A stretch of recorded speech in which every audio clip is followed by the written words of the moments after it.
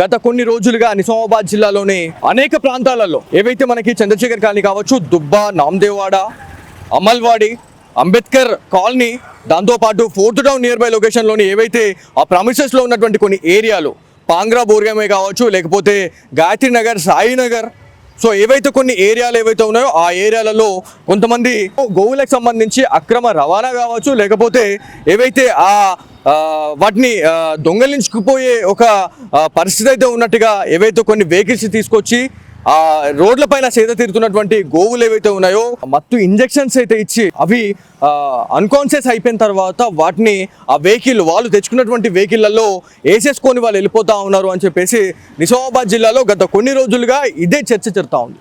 So ప్రతి ఒక్క ఏరియాలో కూడా ఇట్లాంటి ఇన్సిడెంట్ అనేది బయటపడతా ఉంది. సో తాజాగా అంబేద్కర్ కాలనీలో కూడా గత 5 నుంచి 10 రోజుల వ్యవధిలో ఒక వెహికల్ కావచ్చు, 2 వెహికల్లలో వచ్చి ఏవైతే రోడ్లపైన సేద తీరుతున్నటువంటి గోవులని టార్గెట్ చేసి వాటికి ఏవైతే మత్తు పదార్థాలు ఇచ్చిన తర్వాత అవి పూర్తిగా స్పృహ తప్పి పడిపోయిన తర్వాత ఆ వెహికల్స్లలో వేసేసుకొని వెళ్ళిపోతూ ఉన్నారు. సో ఎవరైతే ఈ ఏరియాలో ఉన్నటువంటి వాళ్ళు ఎవరైతే ఉన్నారో ఐ విట్నెస్లు చాలా మంది చూసిన వాళ్ళు అయితే ఉన్నారు. చాలా మందితో మనం మాట్లాడే పరిస్థితి ఉంది. ఇక్కడ మనం ఆల్రెడీ వీడియోలో మాట్లాడడానికి అయితే చాలా మంది వస్తూ ఉన్నారు. శివ, ఒకసారి మీరు రండి. ఆ రోజు జరిగిన ఇన్సిడెంట్లో శివ క్లియర్గా ఆ రోజు ఉన్నాడంట, ఐ విట్నెస్ అని చెప్పి చెప్తా ఉన్నారు. శివ, ఆ రోజు అసలు ఏం జరిగింది? శివ, ఆ రోజు ఏమంటారు 2-3 గంటల రాత్రి కార్లలో వచ్చి తీసుకొని వెళ్ళిపోతున్నారు. White colour Innova car, black colour కార్లలో. వాళ్ళని నేను ఆ నుంచి ఇటు బయటకు వచ్చిన, ఇంటి నుంచి బయటకు వచ్చేలోపు పరారైపోయారు. అది పరారైపోయి వెళ్ళిపోయారు. వాళ్ళు ఏంటంటే మొత్తం 4 వస్తున్నారు. 4 వచ్చేసి ఒక ఆయన డ్రైవరు, ఒక ఆయన డిక్కీలో కూర్చుంటుండు, 2 ఎన్నుకుంటున్నారు. ఒక ఆయన తీయంగానే కథం తల్లికి ఇంజెక్షన్ ఇచ్చేసి ఆ పాప ఉంటుంది చూసిన పాపని తీసుకొని వెళ్ళిపోతున్నారు. పాపని తీసుకొని వెళ్ళిపోతారు. ఆల్రెడీ మళ్ళీ ఇంకోసారి వచ్చారు. అట్లా కాగానే మళ్ళీ నేను పోలీస్ వాళ్ళకి ఇన్ఫర్మేషన్ చేసిన. ఇన్ఫర్మేషన్ చేయగానే వాళ్ళు వచ్చారు. వాళ్ళు వచ్చేసి మాట్లాడారు.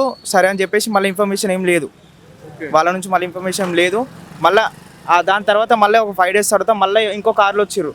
కార్లో వచ్చేసి మళ్ళీ ఇక్కడ ఆవులు లేవు. ఇంకా మళ్ళీ ఆవులు లేకపోతే చూసుకుంటే వెళ్ళిపోతున్నారు వాళ్ళు.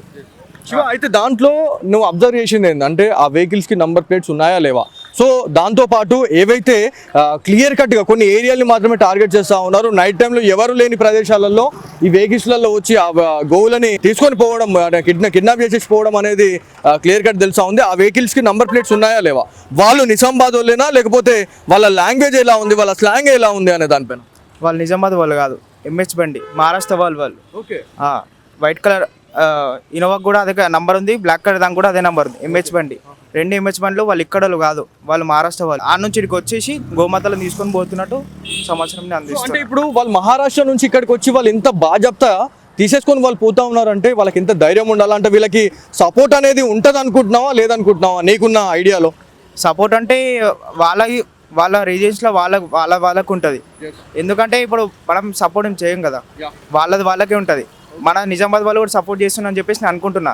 లేకపోతే వాళ్ళు ఇంత డేట్తో వచ్చేసి తీసుకొని పోరు కదా బ్రదర్. సో ఆ రోజు డయల్ 100కి నువ్వు కాల్ చేసినావా, లేకపోతే ఎట్లా పోలీస్ వాళ్ళకి ఎట్లా ఇన్ఫార్మ్ చేసినావు? నేను డయల్ 100కి కాల్ చేసినాను. సో ఎట్లా ఉంది రెస్పాన్స్? ఎట్లా ఉంది అంటే వాళ్ళు ఏమంటా ఉన్నారు అంటే కేసులు ఏమన్నా పెడతాం, ఇట్లాంటిది మళ్ళీ రిపీట్ కాకుండా చూసుకుంటాం అని చెప్పేసి మీకు ఏమన్నా చెప్పిరా? వాళ్ళు యాక్షన్ తీసుకుంటా అని చెప్పేసి మాట్లాడారు. మళ్ళీ వాళ్ళు ఇంకో కాల్ వచ్చింది నాకు. ఆ కాల్ వస్తే మేడం మాట్లాడింది. సరే నేను ఇన్ఫార్మ్ చేస్తాను అని చెప్పేసి మాట్లాడింది. శివ, ఇక్కడ అబ్జర్వ్ చేస్తే అక్కడ సీసీ కెమెరా నిఘా అనేది ఉంది, సీసీ ఫుటేజ్ అనేది దాంట్లో దొరికే అవకాశం ఉంటుందా? అది సర్వేలెన్స్లో ఉందా లేకపోతే ఎట్లా? ఇది ఉన్నది 3 టౌన్కి కనెక్టే ఉంది. ఆ 3 టౌన్కి డైరెక్ట్ చూస్తే కనిపిస్తుంది. నిజామాబాద్ జిల్లాలోని చాలా ఏరియాలలో కూడా ఇట్లాంటి తతంగం అయితే జరుగుతూ ఉంది. కేవలం మీకు ఒక ఎగ్జాంపుల్ చూపిస్తా. ఇదే ఏరియాలో అక్కడ ఒక ఆవు ఉంది చూడండి, మీరు చూడొచ్చు. ఈ ఏరియాలో మార్నింగ్ టైంలో ఏవైతే చాలా ఇళ్లలో కూడా గోమాతలు ఇంటి ముందుకు వెళ్ళి ఆహారం కోసం అయితే వెళ్తా ఉంటాయి అని చెప్పేసి అట్లాంటి గోమాతల్ని వల్ల నైట్ టైంలో వచ్చి వాళ్ళు మత్తు పదార్థాలు ఇచ్చిన తర్వాత అవి స్పృహ తప్పి పడిపోయిన తర్వాత వాటిని టార్గెట్ చేసుకొని వాళ్ళు వెళ్ళిపోతా ఉన్నారు. సో అక్కడ చూడండి, వాళ్ళు ఎవరైతే ఇంటి ముందుకు వచ్చినటువంటి ఆ గోమాత ఏదైతే ఉందో సాక్షాత్తు ఒక దేవతలా భావించి దానికి ఆహారం పెట్టడం లాంటి పరిస్థితి అయితే ఉంటుంది. సో వాళ్ళు ఆహారం పెట్టిన తర్వాత కూడా దానికి ప్రదక్షిణ చేస్తూ ఉంటారు. సో ఒక ప్రదక్షిణ చేస్తే ముక్కోటి దేవతలకు ప్రదక్షిణం చేసినట్టే అని చెప్పేసి సనాతన హిందూ ధర్మంలో మనం చెప్పుకుంటూ ఉంటాం. సో దాంతోపాటు ఇక్కడ ఈ ఏరియాలో చాలా గోమాతలు అనేవి ఎక్కువ కనిపిస్తూ ఉంటాయి. సో ఇందులో భాగంగానే ఈ ఈ ఏరియాని మాత్రమే టార్గెట్ చేస్తూ ఉన్నారు. ఎక్కడెక్కడ ఆవులు ఉన్నాయో వాటిని మాత్రమే టార్గెట్ చేయడం జరుగుతూ ఉంది. దీంట్లో క్లియర్ కట్గా మరి నిజామాబాద్ జిల్లాకు సంబంధించినటువంటి కొంతమంది సపోర్ట్ ఉండడం వల్ల ఇదంతా కూడా జరుగుతుందని చెప్తా ఉన్నారు. సో చూడండి, అక్కడ మనం మాట్లాడుతూ ఉన్నాం. ఎవరైతే ఇంటి ముందుకు వచ్చిన తర్వాత మనం ఒకసారి వెళ్దాం, మీకు లైవ్లో నేను చూపిస్తా.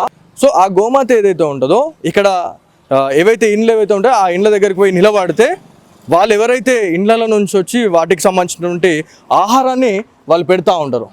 సో అక్కడ అట్లా ప్రతి ఇంటి దగ్గరికి పోయి అది నిలబడుతూ ఉంటుంది. నిలబడిన తర్వాత లోపల నుంచి వచ్చేసి దానికి ఆహారం పెట్టిన తర్వాత మళ్ళీ అది వెళ్ళిపోతుంది.